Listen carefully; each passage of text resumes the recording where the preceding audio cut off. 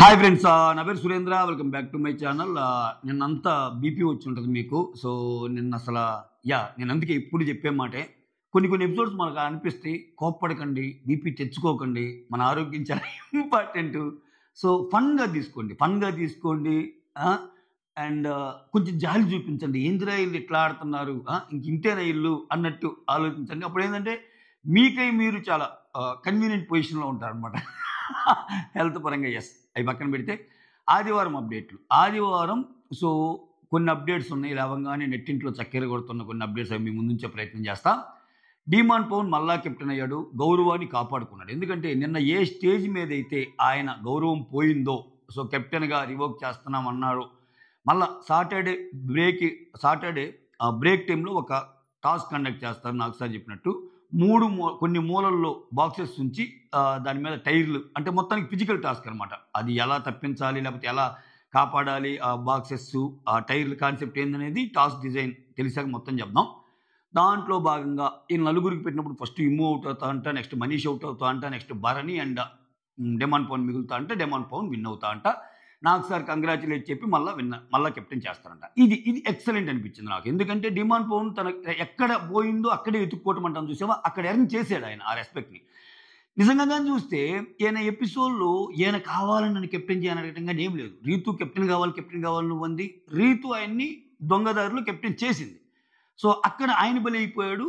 కొంచెం గొప్ప నిన్న ఆయన అది ఒప్పుకోవటం వల్ల చూడండి, నిన్న అందుకే ఆయన ఒప్పుకున్నాక రీతు ఇలా చూస్తుంది. ఎట్లా ఒప్పుకుంటావు, అట్టెట్టు ఒప్పుకుంటావు, నేను సంచాలకులు చేసిన తప్ప అన్నట్టు చూసింది.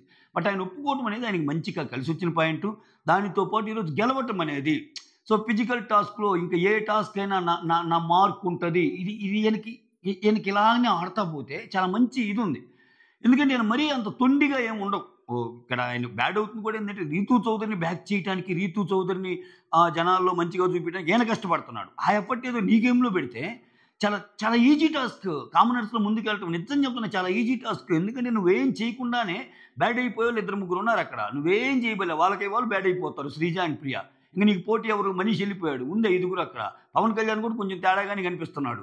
సో ఇంకా హరీష్కి నీకు పడిద్ది. హరీష్ ఏదో ఒక రోజు బరెస్ట్ అవుతాడు. సో ఎన్ని ఎలిమినేషన్ అనాలిసిస్ కానీ చేసుకుంటే డెమాండ్ పవన్కి మంచి ఛాన్స్ ఉంది. ఆ కుర్రోడు ఎందుకు పాడు చేసుకుంటున్నాడో ఈ పులిహార కంటెంట్లో పడి అనిపించింది నాకు. ఎందుకంటే రిలేషన్స్ బాగా మెయింటైన్ చేయగలడు ఇతను, అందరితో బాగా మాట్లాడగలడు. చాలా చాలా క్యూట్ కన్వర్జేషన్స్ ఉంటాయి ఇతని కొన్ని ఇటుపక్క వాళ్ళతో కూడా. సో అది ఒక అప్డేటు. రెండో update, Manish big bomb chance వచ్చింది. మనీష్ ప్రియా మీద బిగ్ బాంబ్ వేసి వెళ్ళాడంట. ఆల్రెడీ హౌస్ హోల్డ్ టాస్క్లు ఏవైతే ఉంటాయో, వీళ్ళు టెనెంట్స్ కాబట్టి వాళ్ళు కొన్ని వస్తాయి కదా, ఇంకా ఇంకో అడిషనల్ డబుల్ బొనాంజా. అందుకే నాకు సార్ నేను పోతా చెప్పిపోతాడు చూడు, ఎలా అనిపిస్తుంది డబుల్ బొనాంజా అని. బిగ్ బాంబ్లో కూడా డబుల్ బొనాంజా అనమాట. నీకు ఇచ్చిన టాస్క్ కాకుండా 2 టాస్కులు అన్నట్టు చూపించారు. చూడాలి. అసలు నిన్న సంజన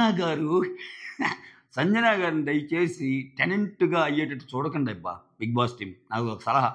ఎందుకంటే సంజన గారు ఓనర్గా ఉంటేనే ఆ కిక్కు వేరు, చూసే జనాలకు కానీ ఇది కానీ. అంటే సంజన గారు ఓనర్గా ఉంటే వచ్చే కాంటెంట్ ఎక్కువ, ఆమెకి కంఫర్ట్ ఉంటుంది. ఇప్పుడు చూడండి, ఓనర్ అవ్వటమే ఆలస్యం. ఇప్పుడు నా లగేజ్ కూడా మార్పించుకోవచ్చు కదా బిగ్ బాస్ అంటుంది. ఏమో నిజంగా టెనెంట్ అయితే వేరు లగేజ్ మోస్తా ముయ్యదు, కానీ ఆమె అడిగింది అంతే. ఆమె లెక్క వేరు, ఆమె తీరు వేరు. సో ఇవన్నీ చాలా ఫన్ ఎలిమెంట్. అప్పుడే స్టార్ట్ అయిపోయినాయి. ఇంకా చూడండిరా మా జేజమ్మ ఆడించే ఆట, మా రాజమాత ఆడించే ఆట. ఇప్పుడు ఆమె కింద కానీ ఈ ప్రియా పడాలి మానిటర్గా. ఒకదానికి మానిటర్గా రాజమాత ఉంది. అది కిచెను, బట్టలు ఎన్ని పడితే ఆ బట్టలు ఉతికి వాషింగ్ పౌడర్ నిర్మా అన్నంత తెల్లగా రావాలంటదేమో ఏమో.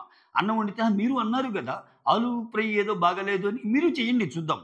నాకు ఇక్కడ లేయర్ పాడైపోయింది, నాకు ఇక్కడ ఇది అయిపోయింది. ఖచ్చితంగా వేసుకునే ఛాన్స్ ఉంది. 30 తిప్పలు పెట్టే అవకాశాలు ఫుల్ ఉన్నాయి.